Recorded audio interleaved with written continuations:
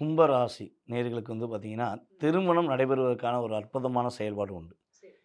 திருமண தடைகள்லாம் விலகி, ம். தனக்கு பிடித்த வரன்களை தேடி அவங்களே அமைச்சு கொடுக்கக்கூடிய வாய்ப்புகள் ஏற்படும். ஏற்படும். ம். காதல் ஏற்பட்டு, அதில சின்ன சின்ன சச்சரவுகள் ஏற்பட்டுச்சு. என் காதலி என் கூட பேசவே மாட்டேங்கிறா.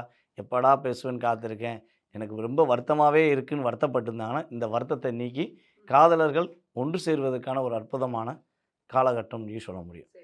2வது பார்த்தீங்கன்னா, கும்ப ராசிக்காரங்க எங்க இருந்தாலும் தனித்துவமா தெரியணும்னு ஆசைப்படுவாங்க. ம்ஹ்ம். ஏன்னா, நம்ம கோயில்ல உள்ள தெய்வங்கள பார்த்துருப்போம். நிறைய தெய்வங்கள் இருப்பாங்க. சரி. எல்லா தெய்வங்களையும் கும்பிட்டு வந்துருவோம். ஆனா, எல்லாருமே மிக முக்கியமா வழிபாடுகளை ரொம்ப அற்புதமா செய்ற யாருமே கும்ப கலசத்த பார்க்காம வரமாட்டாங்க. ஏன்னா, அவங்களுக்கு தான் அந்த அந்த தத்துவம் தெரியும். ம். அத்தனை தெய்வங்களை கும்பிட்டாலும் நம்ம கும்பத்த கும்பிடணும் அப்படின்னு சொல்லி.